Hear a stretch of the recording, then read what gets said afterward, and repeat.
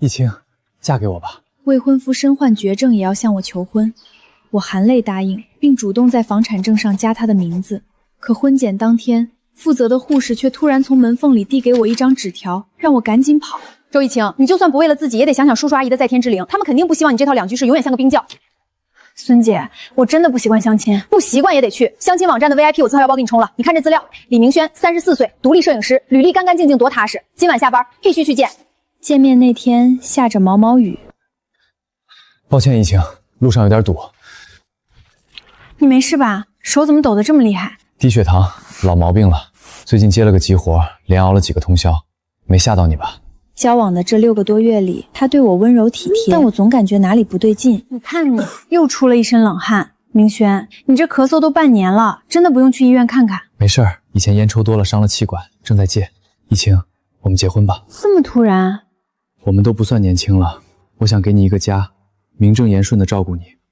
可就在几天后，他状似无意地提起了一件事。易清，等你爸妈那套房子我们领完证，把我的名字也加上去吧。加名字？为什么？夫妻一体啊，财产共有不是应该的吗？再说了，以后要是有个什么意外，这房子有你一半也有我一半，算是个保障不是吗？有什么意外？这事儿等结了婚再说吧。我含糊地应付过去，转头我就把这事儿告诉了闺蜜唐佳。他脑子进水了吧？你们婚都没结，他凭什么要分你爸妈留下的房子？而且他从来不带你见他父母朋友，这正常吗？佳佳，他可能就是缺乏安全感，想有个……周逸清，你绝对不能就这么答应。明天立刻带他去做婚前体检，体检报告绝不会骗人。周四早晨8点40，市中心医院大厅充斥着刺鼻的消毒水味。明轩，你怎么出这么多汗？跑了几步，热的。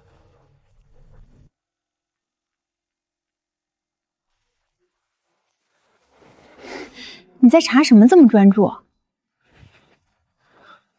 没查什么，就是回复工作邮件。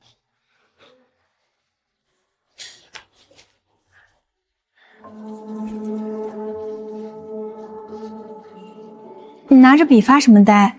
既往病史有什么不好填的吗？没有。最近身体有没有哪里不舒服？没有，挺好的。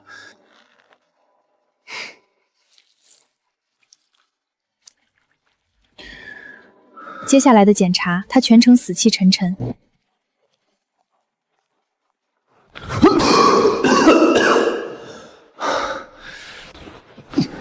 明轩，你的纸巾上怎么有血？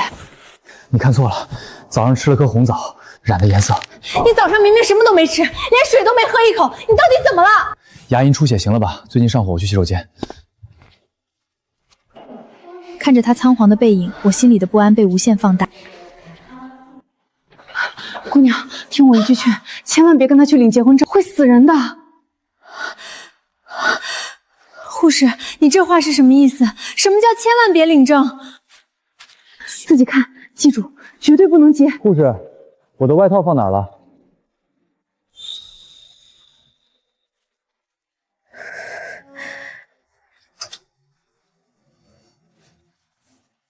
拍完了，我们走吧。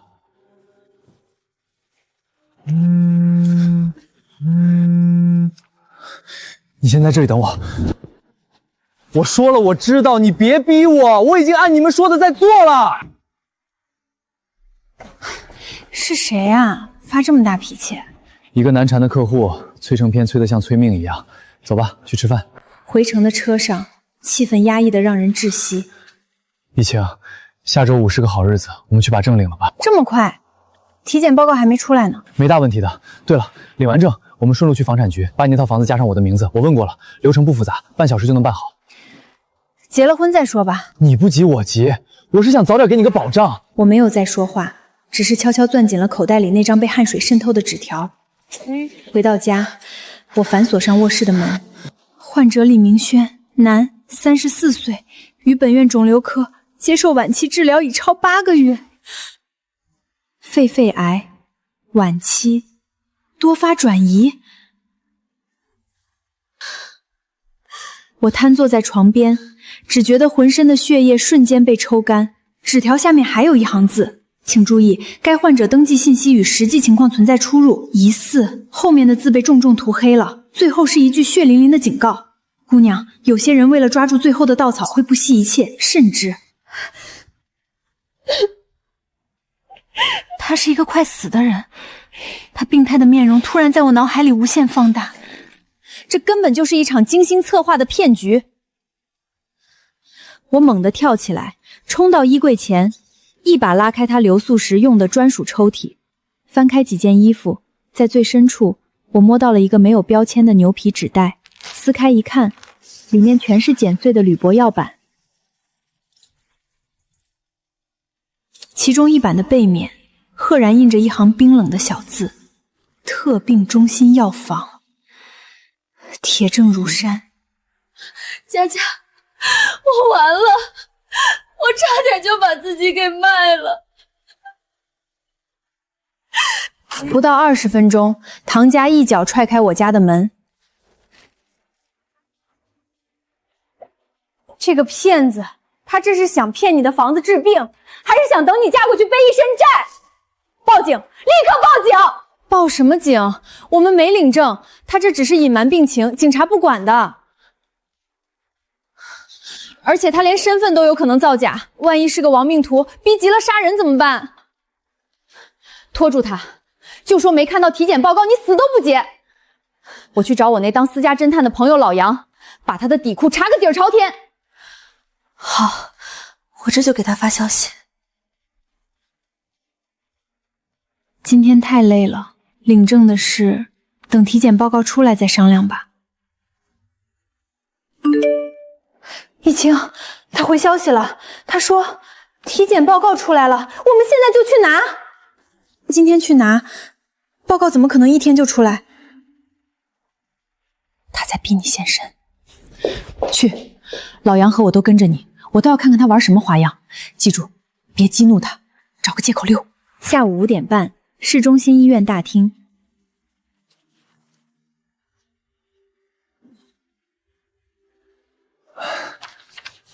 我的没什么大问题，就是指标偏高。你的呢？我扫了一眼自己的报告，常规项目正常，但在最下方婚检建议栏里有一行极小的铅笔字：男方应片异常，建议专科检查，详情放射科。这是放射科在隐晦地提醒我。我的心猛地一沉，却不动声色地合上报告。我也都正常。太好了，那我们下周5去领证吧。明阳，我觉得我们还是再考虑一下吧。考虑什么？你是不是听到了什么风言风语？难道我对你不够好吗？我突然头好晕，低血糖犯了，我想回家。我送你。不用了，我想一个人静静。上了老杨停在后门的车，我浑身已经被冷汗湿透。别怕，我徒弟小吴跟着他呢。话音刚落，我的手机猛地响起，是李明轩打来的。易晴，我快不行了，你能不能去市中心医院找呼吸科刘主任帮我拿点药？我走不动了。他在撒谎。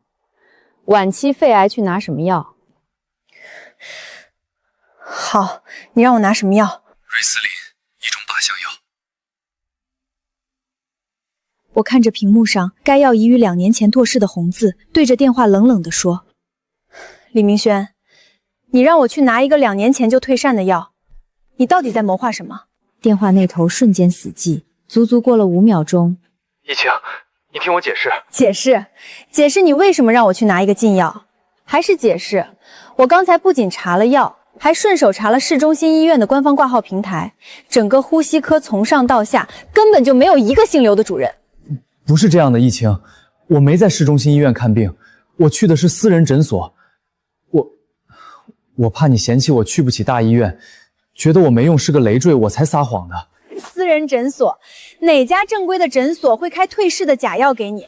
你知不知道那种药治不了病还会要命？那是特效药，是诊所托内部特殊渠道弄来的。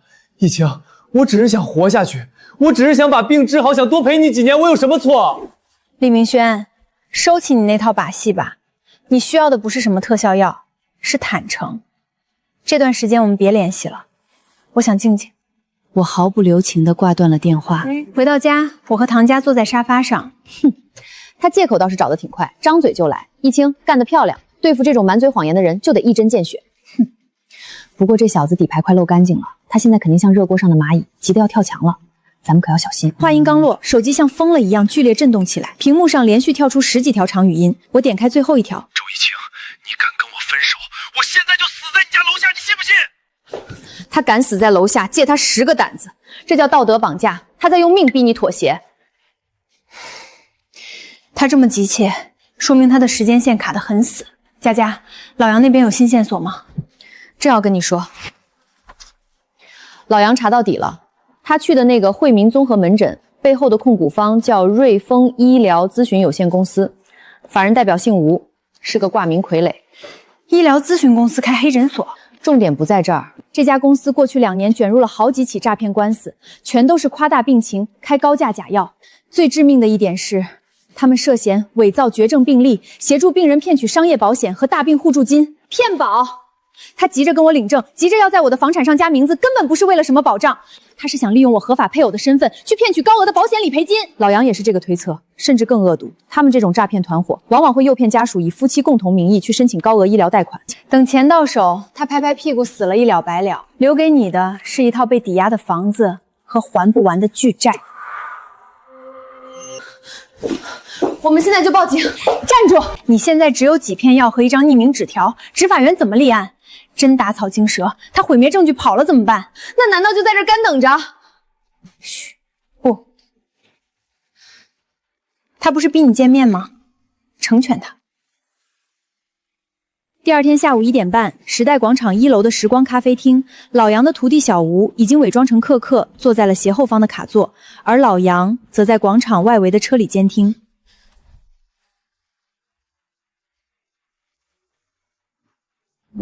一晴，你终于肯见我了，我就知道你不会不管我的。别套近乎，李明轩，今天我们只说实话，你那病，那家所谓的私人诊所到底要花多少钱？一晴，我是肺癌晚期，那家诊所的药虽然贵，但能续命啊。贵是多少？你哪来的钱？你是不是在外面欠了一屁股债？是我骗了你，我把老家的房子卖了，还借了高利贷和网贷情，我快被逼死了。但我发誓，我从没想过拖累你。没想过拖累我？那你为什么这么急着跟我领证？为什么要在我父母留给我的房子上加你的名字？你是不是打算拿我的房子去抵押还债？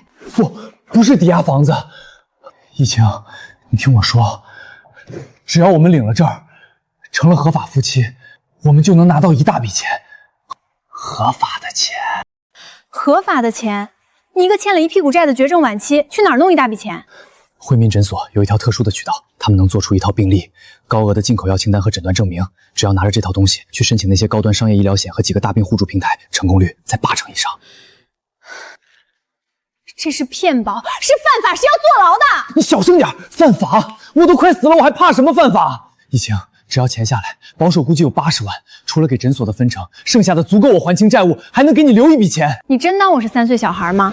既然这么好赚，你自己去骗不就行了？干嘛非要扯上我？因为有些大额保险和互助金需要配偶作为共同申请人签字，诊所那边催得很紧，政策随时会变。一晴，只要下周我们去把证领了，你签几个字，我们就能拿钱救命。求求你帮帮我吧。原来如此，周逸清在他眼里就是一个骗保合同上必不可少的配偶签名。李明轩，你疯了！让我跟你合伙去诈骗，你做梦！一晴，你不信我没关系，那些做好的全套病历和证明都在诊所。明天晚上8点，我带你去见赵医生，你亲眼看看他们的手段到底有多真，你就知道这事儿绝对万无一失。好，明晚8点，我跟你去诊所。好，一晴，你绝对不会后悔的。朱小姐，你今天表现得非常镇定，我是反诈大队的张勇。张警官，那个惠民诊所真的是个犯罪窝点吗？没错，这个以无暇赵芳华为首的团伙打着医疗绝症患者伪造天价病历骗保，我们已经盯了他们2个月了，但他们反侦查能力极强，核心证据全藏在诊所内部。所以明晚是我拿到核心证据的最后机会。这是一个千载难逢的契机，但这也很危险。周小姐，你将面对的是一群亡命之徒。明晚我们会对诊所进行全面布控，你身上会佩戴最高级别的定位和报警装置，一旦有任何不对劲儿，立刻按下按钮，我们在外围的特警3秒内就会冲进去。一晴，要不别去了，太危险了。不去就抓不住他们骗保的证据，那套父母留给我的房子，差点就被他们拿去当了填坑的筹码，我怎么能咽下这口气？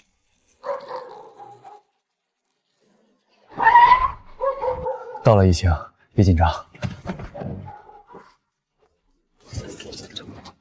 进来吧，赵医生等你们半天了。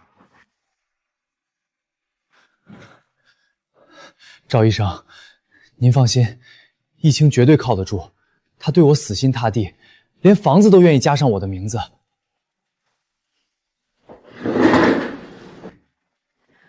赵医生是吧？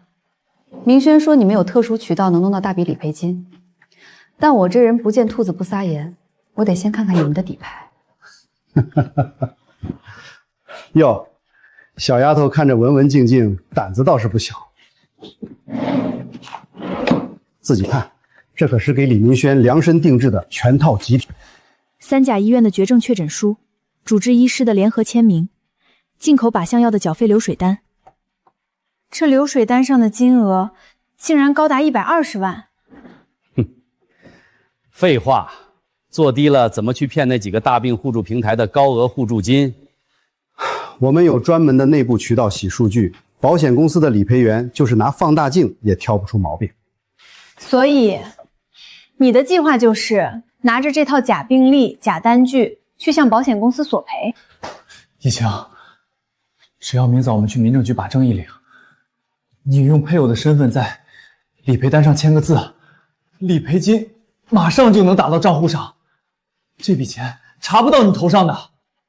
哼，120万，赵医生费这么大劲儿做全套假材料，总不会是来做慈善的吧？这笔骗来的钱，你们打算怎么分？我们拿大头，剩下的归你们。为什么你们拿大头？这太不合理了！易清，你先别激动。李明轩，你怎么能这样？我陪你承担风险，好处却全归别人。臭丫头，你懂个屁！没有老子这套天衣无缝的假材料，你们连1毛钱都骗不到。好，就算死，但这笔钱万一下不来呢？要是有人举报怎么办？拿了钱，这病秧子就可以消失了。死无对证，谁还能查出个所以然来？到时候你拿着钱继续做你的单身富婆，这不是双赢吗？啊，易清，听到没有？你绝对是安全的，求求你在这份共同申请书上签字吧。全都不许动！警察办案！全都不许动！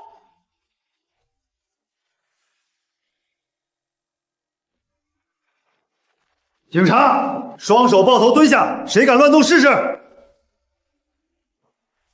我靠，警察怎么来了？警察同志，误会都是误会啊，我们这儿是正规医疗咨询。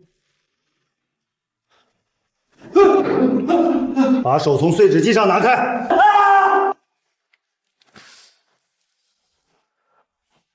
张警官，您小心，桌子上和抽屉里全都是他们伪造三甲医院公账的证据，还有骗保的申请书。干得漂亮，周小姐，你安全了。物证科立刻封锁现场，抽屉里所有文件一张纸片都不能漏，我们绝不放过任何一个犯罪证据。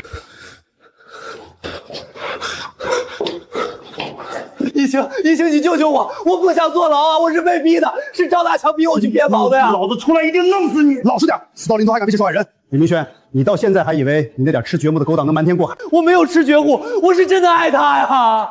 爱我？你的爱就是骗我去背诈骗罪名，你的爱就是急着在我的房产证上加你的名字，好在你死后让高利贷把我和我的房子生吞蛇剥。你都知道了？我全都知道了。你从一开始在相亲网上盯上我，就是因为我父母双亡，有车有房，是个最完美的冤大头，对不对？行了，别在这演苦情戏了。李明轩、赵大强，你们涉嫌伪造国家公文印章罪、保险诈骗罪，把人带走。易清，你吓死我了，你没事吧？我没事，佳佳，一切都结束了。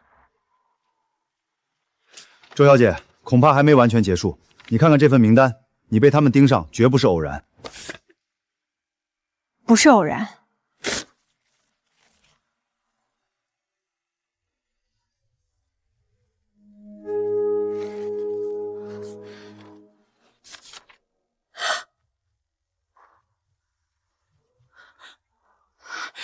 这到底是什么意思啊？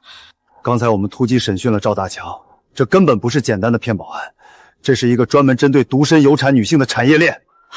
视觉加产业链？没错，李明轩接近你，骗保只是第一步，他们真正的计划是等你们领证后，利用你对他的同情，诱导你签下以这套房产为抵押的商业高息贷款。然后呢？然后李明轩会拿着钱不治身亡，而你作为他的合法妻子，会顺理成章的落入赵大强背后的高利贷公司手中，他们连你父母的抚恤金都算计进去了。如果不是市医院那位好心的护士，我现在的处境一定会非常危险。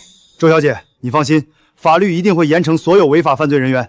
张警官，我愿意出庭作证，这些人伤害了很多人，请问背后的主谋已经抓到了吗？在的讯问室里，我看着这份档案，心里十分后怕。如果不是警方及时行动，我父母留下的房子很可能会被不法分子侵占。那个老板是你的情况了解得过于详细，甚至包括你的日常作息，这一点很不正常。我所有的详细资料，甚至名下的房产情况，只在注册那个相亲网站的 VIP 会员时完整填写过。对啊，当时那个 VIP 红娘还特意问了你父母的情况，说是为了精准匹配，搞半天他是在给诈骗团伙精准上菜啊！侦查科注意，立刻排查相亲网站内部的客户资料流向，重点调查周一清女士的专属红娘。周小姐，感谢你提供的关键线索。这种出卖公民个人信息、协助诈骗的内鬼，我们警方绝对一查到底，绝不姑息。我能帮上什么忙吗？我想亲手揪出那个卖了我的内鬼。这正是我接下来的计划。周小姐，明天你需要去一趟相亲机构，以即将结婚为由注销账号，我们要引蛇出洞。我深吸了一口气，推开了相亲网站线下 VIP 服务中心的大门。衣领下是张警官昨晚给我配好的微型监听设备，刑警队已经布下了天罗地网。哎呦，易清啊，好久不见，是不是和李先生的好事将近啦？是啊，王主管，我们下周就打算领证了。今天来是想把 VIP 账号注销了，顺便看看能不能退一部分押金。领证好啊，我就说李先生是个靠谱的，注销没问题，押金按合同得扣点手续费啊。对了，你们婚房定了吗？就住我那套，不过明轩说结了婚就把他的名字加上，以后再拿房子去银行做个抵押，贷点款。我们打算自己做点小生意。哎呀，抵押贷款水可深了，你们年轻人不懂。姐认识几家特殊的金融公司，放款快利息低，只要结了婚就能批。要不要姐给你介绍介绍？王主管说的特殊金融公司是不是叫瑞丰医疗咨询背后的那家高利贷啊？你说什么？什么瑞丰？警察王翠萍，你涉嫌非法买卖公民个人信息，参与团伙诈骗，现在依法对你进行传唤。警察同志，我没有啊，我就是个普通红娘。普通红娘，就在半个月前，你个人账户里突然多了一笔5万元的转账，打款方正是诈骗头目赵大强。你把周小姐的房产档案卖给他赚这种黑心钱，你还有没有良知？我交代，我全都交代。是吴老板，那个高利贷的老板联系的我，他说只要我挑出那些单身、没背景又有房的女孩，介绍给他们安排的病人，成一单就给我提成5万。我是一时糊涂啊。他现在人在哪里？他今天中午说要去东郊的废弃仓库验账。准备转移资金跑路。各小组注意，目标人物吴某出现在东郊仓库，立刻实施抓捕。周小姐，感谢你的配合，接下来就交给我们警方，一定把这个毒瘤连根拔起。已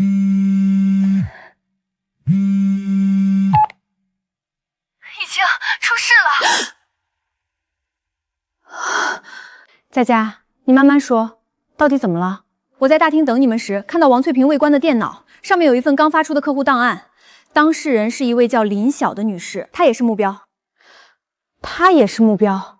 对，档案上写着她明天就要和一个叫张成的男人领证，而且今天下午3点，那个男人就要带她去办房产抵押手续。现在已经2点半了。张警官，诈骗团伙还有另一个目标正在收网，有个叫林晓的女孩，下午3点要被骗去办抵押。在房产交易中心，一组跟我去东郊抓吴某，2组立刻赶往房产交易中心。无论如何要拦下被害人，绝不能让人民群众的财产受损失，绝不能让他重蹈我的覆辙。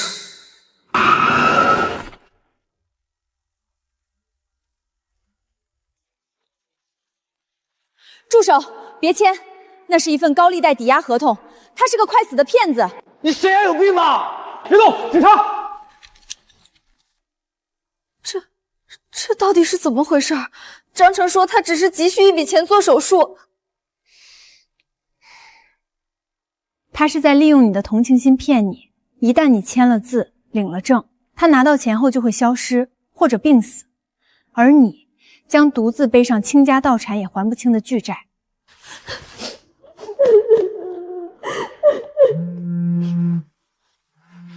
周小姐，东郊仓库收网成功，幕后黑手及其核心骨干已经全部落网，现场查获大量伪造印章和诈骗账本，这个诈骗产业链被我们彻底捣毁了。易清，接下来有什么打算？重新开始。我打算用我自己的经历写一本书，给所有单身女孩提个醒。易清，真不打算谈恋爱了？今晚有个联谊，去散散心嘛。行吧，去蹭顿饭，全当庆祝我出书。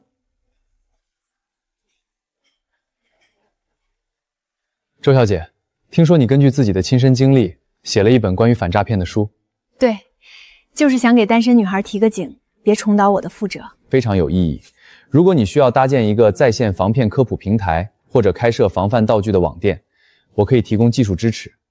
好，高总，这可是你说的，到时候可别嫌我麻烦。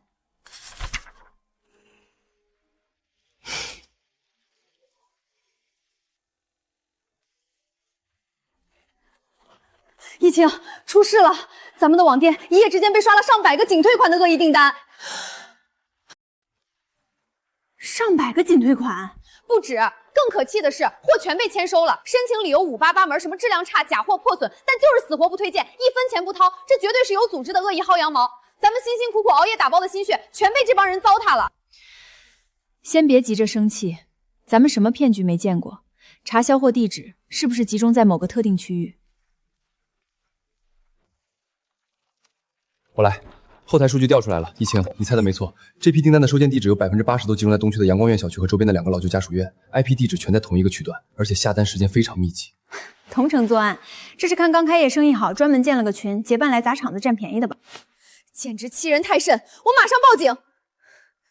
等等，单笔只有几十块钱，根本不够立案标准。警察来了，最多只能口头调解。他们要是咬死说东西就是坏了，咱们根本拿他们没办法。那怎么办？咱们得抓现场，把证据做死，让他们吐出来。疫情，我团队刚研发了一款微型定位追踪贴纸，顺便还能录音，要不要给这些特殊客户发个盲盒大礼包试试？微型追踪贴纸，这招绝了！不过高总，这会不会侵犯隐私啊？咱们可是反诈科普的，可不能为了抓贼自己先犯了法。放心，绝对合法。追踪器只贴在包装盒的外部，我们只能追踪到公共驿站和代销点的轨迹，绝不会进家门窥探私人住宅。只要他们敢来拿这批包裹，行动路线一清二楚。好，就这么办。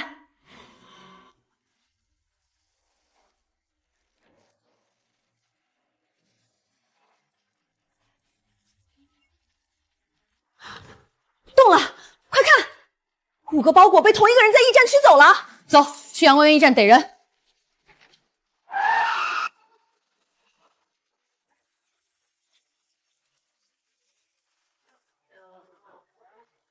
王大花，今天又买这么多啊？哎呦，都是些网上的便宜货，我点了仅退款，反正现在平台都偏向咱们消费者，你们也赶紧去那家叫什么反诈小铺的买，老板是个傻子，白送。大妈，您这买卖做的挺无本万经利啊，不过在法律上这叫诈借，您知道吗？你谁呀？敢碰我的车？我是这家网店的老板，王大妈是吧？您这个月在我的店里下单了15次，次次申请仅退款。不仅如此，您还把店铺链接发到小区群里，怂恿邻居一起薅羊毛，当我是提款机吗？哎呦喂，大家快来看啊！黑心商家打人了，卖劣质产品还不让人退款了，没天理了，欺负老太婆了！小姑娘，做生意要厚道，东西不好大妈退款怎么了？你至于跑到小区里来欺负人吗？就是，看你们穿的人模狗样的，跑这儿欺负老人算什么本事？赶紧滚！你们讲不讲理？拿了东西不给钱，还在这儿倒打一耙，有理了？佳佳，别跟他们吵。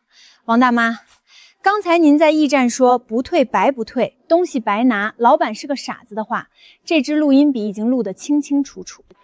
另外，这几个包裹里都有定位器，您家里藏了多少我们店的货，一搜就知道。咱们是去警局说，还是在这儿说？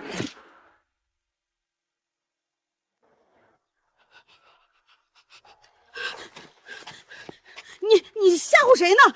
警察才不管这破事儿，我这是合理利用平台规则。是不是吓唬？警察来了就知道。我已经联系了辖区。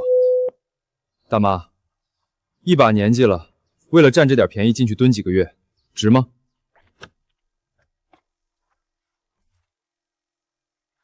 怎么回事？谁报的警？自从上次黑镇所诈骗案后，他一直很关注反诈小铺，听到报案立刻亲自带队赶来。警察同志，他诽谤我，他卖假货！张警官，这伙人涉嫌有组织的寻衅滋事和网络诈骗，涉案金额虽然单笔小，但累计起来已经远超立案标准，这些都是确凿证据。刚才他亲口承认白拿东西的录音也在里面。王大花，拿着你的群聊记录跟我们回所里走一趟。真以为仅退款就能让你白吃白拿了？全部带走，依法严办。干杯！为了咱们反诈小铺大获元胜，也为了王大花大妈在看守所里的深刻反省，这下看谁还敢来咱们店里恶意薅羊毛。这就叫恶有恶报。一清，这段时间为了盯网店，你绷得太紧了。正好我有个朋友苏黎在郊区新开了一家房车营地，这周末我请客，咱们去放松一下，算是我包揽后勤了，你什么都不用操心。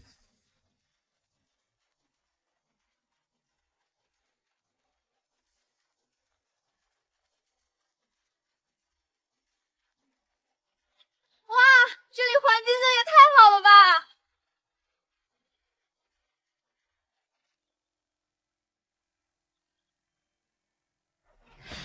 高俊，苏黎这营地还接老年旅游团？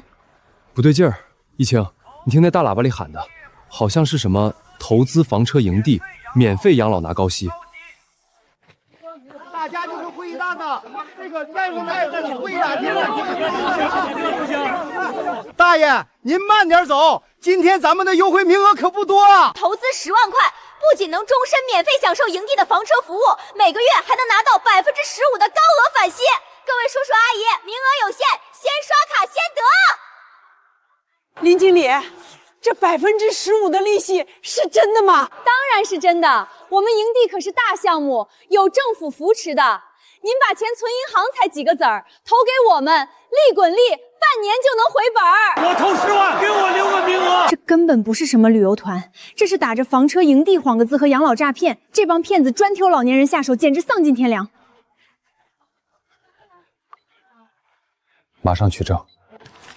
小林，这是我全部的棺材本了，你可得给我办好手续啊！赵大爷，别给钱！哪里来的野丫头，敢跑到我的地盘砸场子，活腻了吧？我是在拦着你诈借。你干什么？把合同还给我！大家看清楚了，这合同最后一行隐蔽的小字写着最终解释权归一家做盛源的海外公司所有。这上面盖的章根本不是房车营地的，而是一家远在海外的皮包公司。什么皮包公司？小姑娘，你别瞎说啊！赵大爷，一旦你们把这10万块钱打过去，钱直接就进了海外账户，这帮人立马卷款跑路，你们的棺材本1分钱都拿不回来。退钱！我不投了！退钱！退钱！退钱！大家别听他胡说八道，我们是有正规资质的。资质在哪儿？营业执照拿出来看看，法神代表是谁？我们现在就可以上网查你的企业备案，敢查吗？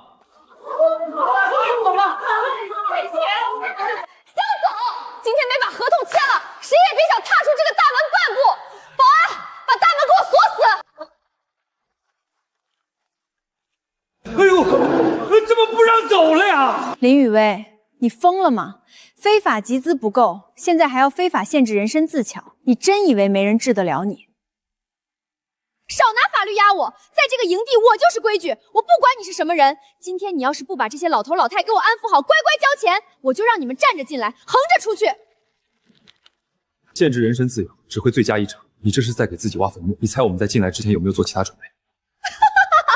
会教也是里安装了最先进的屏蔽仪，手机信号早报不了警，插翅难逃。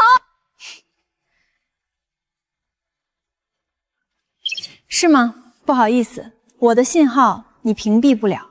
算算时间，他们应该已经到了。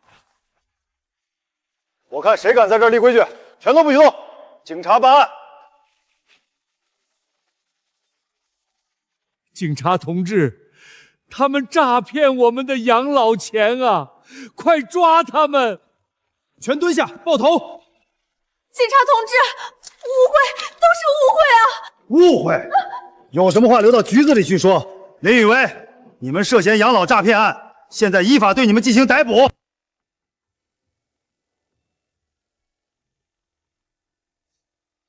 一清，今天真是太险了。有你在，有什么好怕的？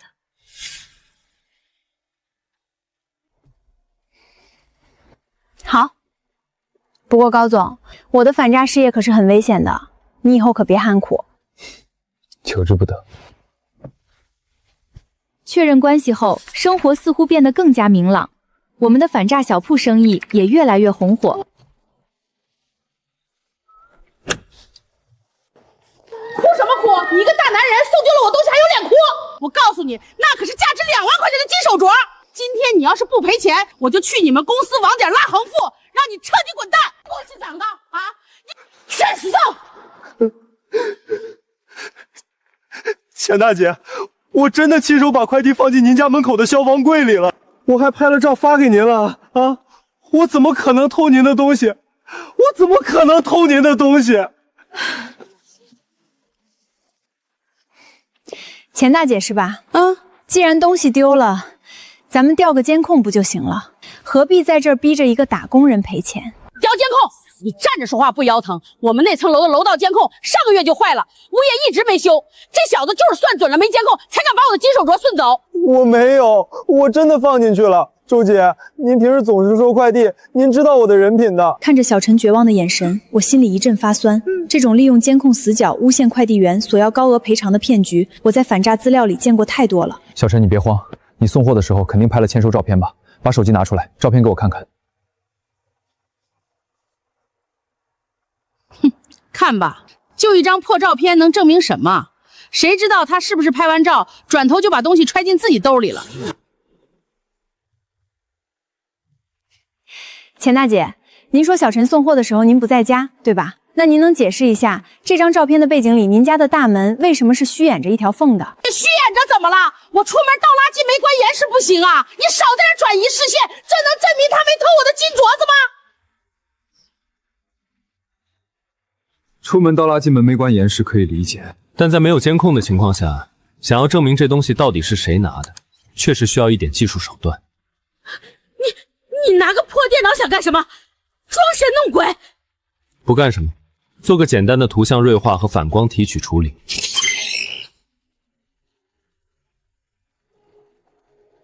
大家看这里。你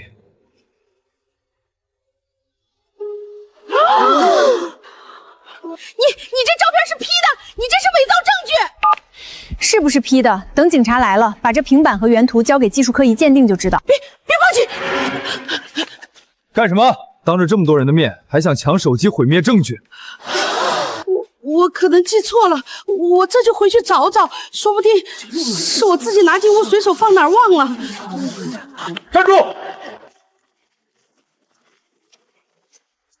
同志，您来的正好，这女人诬陷我偷东西，还要我赔2万块钱。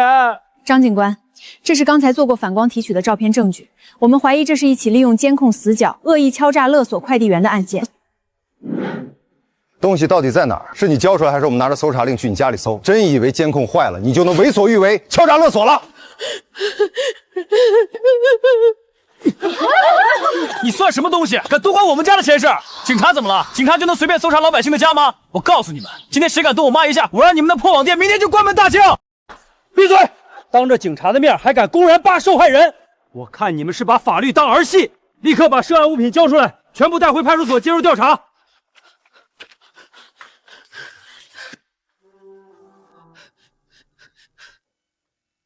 小陈，以后送贵重物品一定要当面签收，或者放进有监控的快递令。这次算你运气好，有懂技术的人帮你。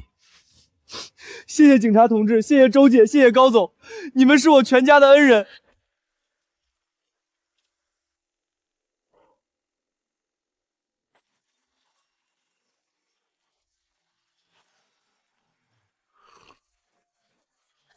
疫情，不好了！那个黄毛刚才被带走前发的朋友圈被人截图曝光了。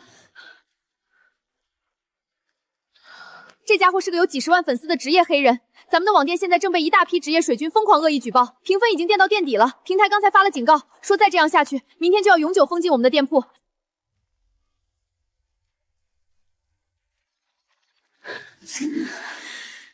这种无赖的水军，简直比现实中的流氓还要让人恶心。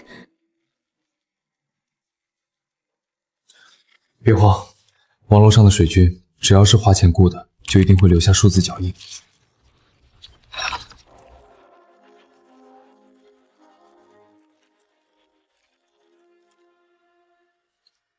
抓到了，这10万条举报，90%的 IP 地址都来自同一个非法的代理服务器。我已经把他们买水晶的资金流水和后台操作日记全部打包截取了。太好了，走，去找张警官，绝不能让这帮网络毒瘤得逞。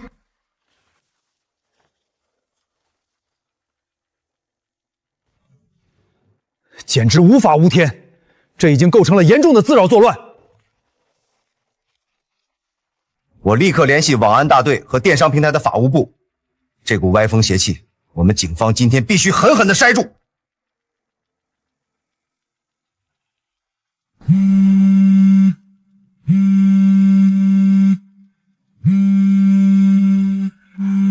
喂，我们是电商平台的。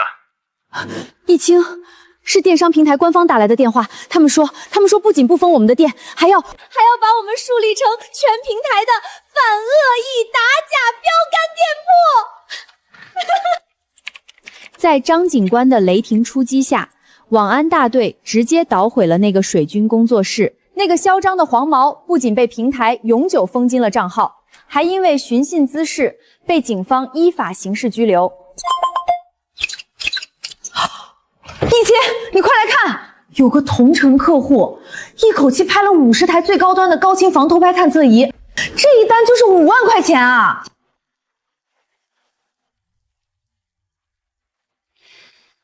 赶紧安排发货，一定要用最高规格的防拆包装，发保价。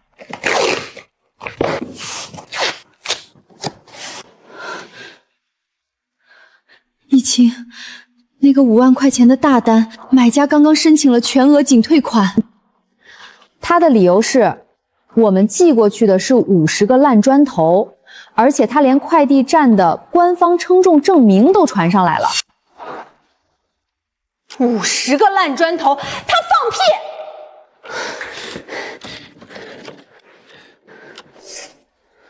这证明信上写着，包裹到达他们网点时，重量高达15公斤，这正好是50块砖头的重量。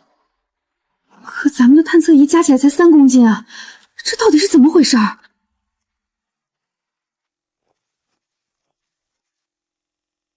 这是一种典型的偷梁换柱骗局。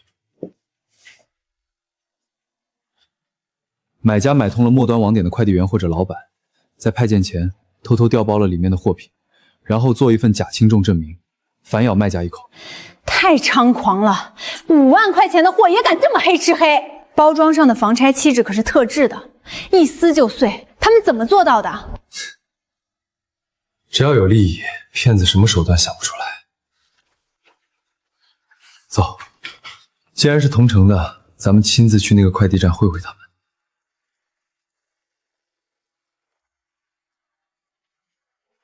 老板，这盖着你们章的重量异常证明是你开的吧？是我开的，怎么了？那包裹来的时候里面就是砖头，你们这些黑心电商发空包骗人，还敢找上门来？信不信我报警告你们诈骗？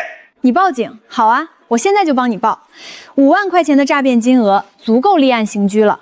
等警官来了，咱们好好查查这15公斤的砖头是怎么一路避开中转站的几10道安检，精准降落到你这个驿站的。你少吓唬我！我这里的监控坏了，反正我收到的时候就是那么重。又是这招，一遇到事儿监控就坏了。老板，你真以为没监控我们就拿你没办法了？这辆车是你的吧？是我的。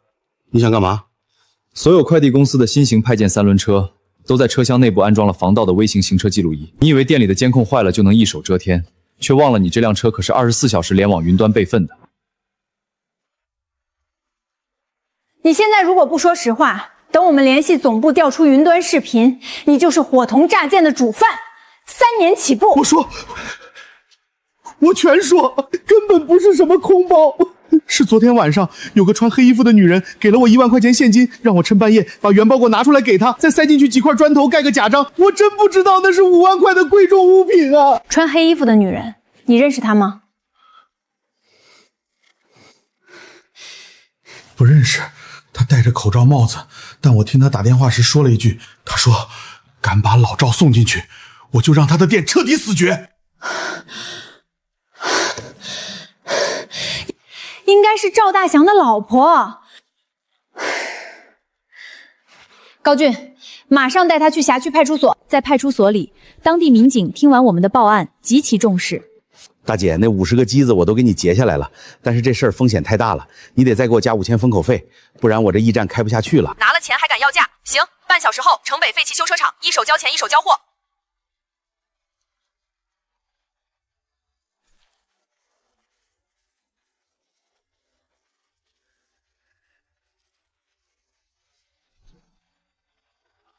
不许动！警察！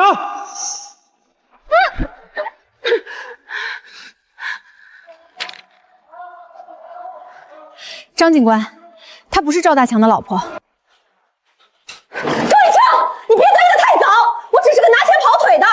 赵太太让我给你带句话，你得罪的人多了去了，明天你就会收到一份真正的大礼。赵大强老婆被抓后的第3天，我正和高俊在店里整理反诈手册。周姐，有个特殊的加急快递，没写寄件人，指名道姓要您亲手签收。我看着那个盒子，一股不祥的预感瞬间袭来。一清，别碰，我来。没有炸弹，也没有刀片，里面竟然是一个带锁的木质首饰盒。这就是他说的大礼。盒子盖打开的一瞬间，一股刺鼻的劣质红酒水味扑面而来，里面竟然装着一根涂抹着红颜料的硅胶手指。这是在恐吓你！这疯女人到底想干什么？里面有一张房车营地的老会员卡，上面写着一个日期，明天晚上9点，湖心岛。看来这才是真正的局，这是想约我见面，做个了断。一清，这种邀约绝不能去，太危险了，不如直接交给张警官处理。躲得过初一，躲不过15。他既然敢约我，肯定已经在暗处盯着我了。只有我去，才能彻底揪出他背后的最后一根稻草。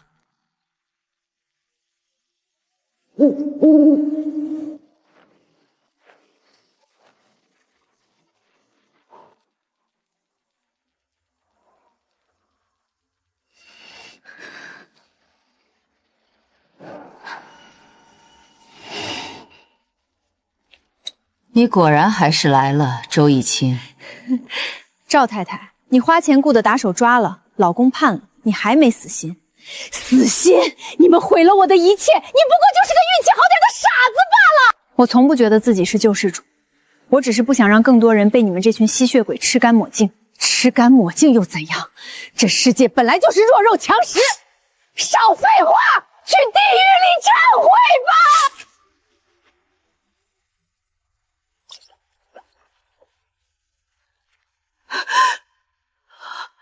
警察，放下刀！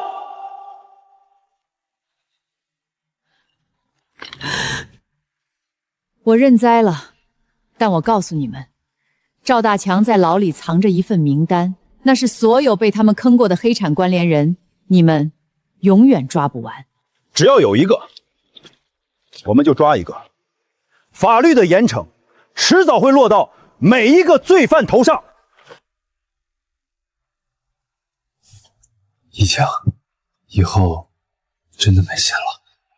是啊，这半年来，从李明轩到赵大强，再到这些乱七八糟的骗子，终于可以告一段落了。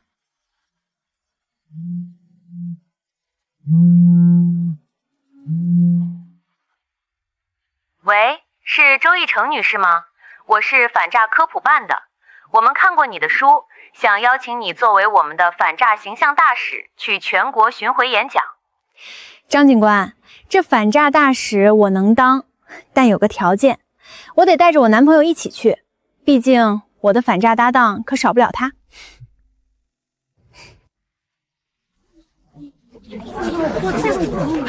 小姑娘，金条现在买还能保值不？还有那个免费领鸡蛋的群能进不？大家记住了，天上不会掉馅饼，只会掉陷阱。任何需要提前转账的，哪怕是公检法，只要让你转钱，100%是诈骗。哎呦，小姑娘，那像你这么懂行的，平时怎么防着那些坏人啊？请问，这里真的是教人反诈的吗？我是，你有什么事儿？我被骗了好多钱，他们说如果我不给钱，就把我的那些照片发到网上，我该怎么办？不轻信，不转账，守住您的钱袋子，幸福生活一辈子。别怕，慢慢说，我们是警察的合作单位。我在网上找兼职，他们骗我拍了照片，现在威胁我如果不转2万块钱，就把照片发给我的老师和同学。我不敢报警，也不敢告诉爸妈。这种利用年轻女性的无知和恐惧进行诈骗的隐私勒索或者连环骗局，简直是社会的毒瘤。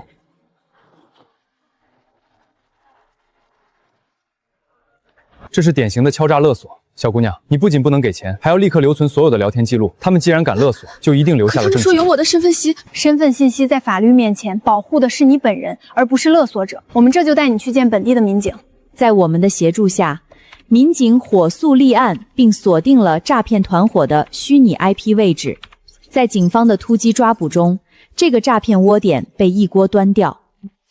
周姐，谢谢你们，如果不是你们，我可能这辈子都毁了。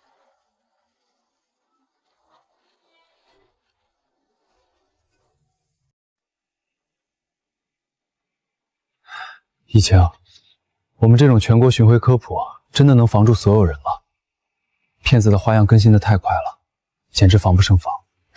防不住所有人，但只要我们多做一次科普，可能就会多一个像今天这样的女孩逃过一劫。高俊，反诈从来不是一场能彻底赢的战争。你说的对，能救下一个算一个。只要我们在，这条路就得一直走下去。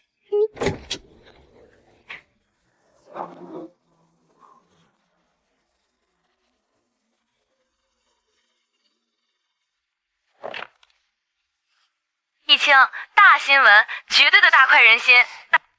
什么事儿把你激动成这样？你中彩票啦？比中彩票还爽！你记不记得之前在网上一直恶意打压咱们店铺评分的那个竞争对手诚心优选？他们公司今天上午被警察一锅端了，大门全被贴了封状。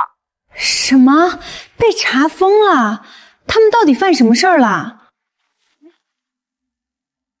表面上卖货，背地里竟然是搞假货空包、伪造物流信息、骗取平台补贴和高额退棍运费险的黑窝点。你说这是不是一个诈骗窝点？抓得好，这帮网络毒瘤就该被连根拔起。不仅如此，张警官刚才给我透了个底，说是那个高管在审讯室里点名道姓要求见你一面。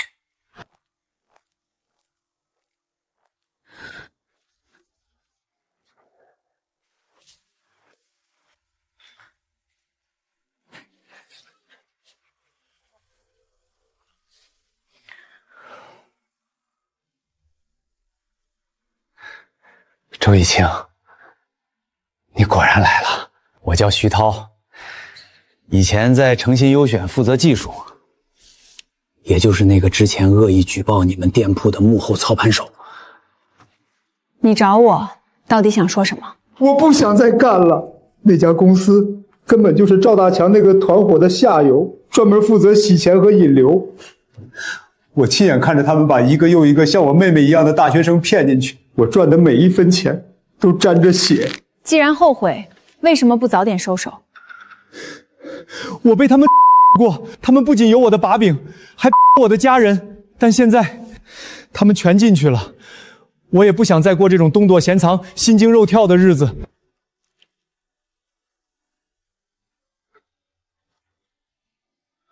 我想把它交给警方，也想通过你请求那些被我害过的人原谅。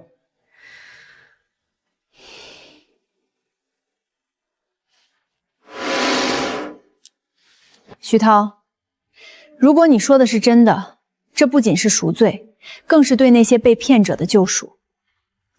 我会把这个交给张警官，但法律给你的审判，你必须承担。拿着徐涛交出的 U 盘，警方进行了大规模的突击检查。随着名单的公开，大批受害者的资金被追回，那些隐藏在网络背后的罪恶终于大白于天下。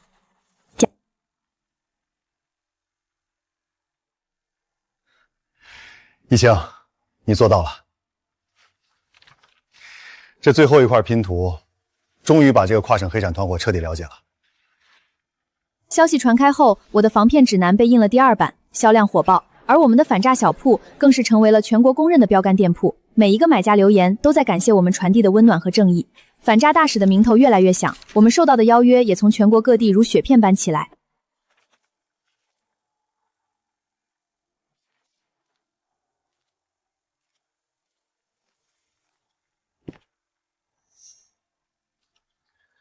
易清，这是一份关于成立民间反诈联盟的倡议书。很多被骗过的受害者想要加入我们，一起构建更安全的网络生态。你准备好了吗？民间反诈联盟。对，我们不需要大公司，不需要商战，我们需要的是每一个普通人建立起来的防线，让每一个受害者变成反诈科普者，这才是最强大的力量。很快，反诈联盟在市里成立了。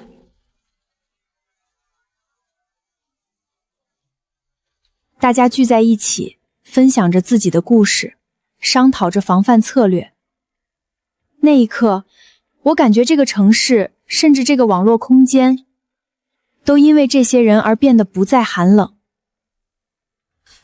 生活似乎又回归了平静。我开始和高真筹划我们的婚礼。易晴，你说我们将来要是有了孩子，第一课教他什么？第一课，当然是教他如何看穿这世界的虚伪，然后勇敢地热爱生活。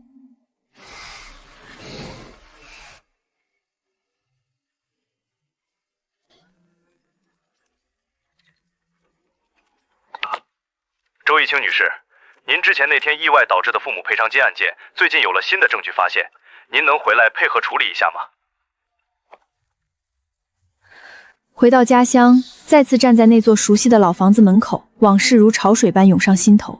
案件的真相其实很简单，只是当年事故中的保险理赔方因为贪婪故意少赔了赔偿金，而这份秘密被一直隐瞒在尘封的卷宗里。真相虽然来得晚了些，但终归没缺席。这笔钱是你应得的。拿着那笔赔偿金，我将它捐给了刚刚成立的反诈联盟基金会，用于帮助那些刚刚被骗、急需心理关注的孩子们。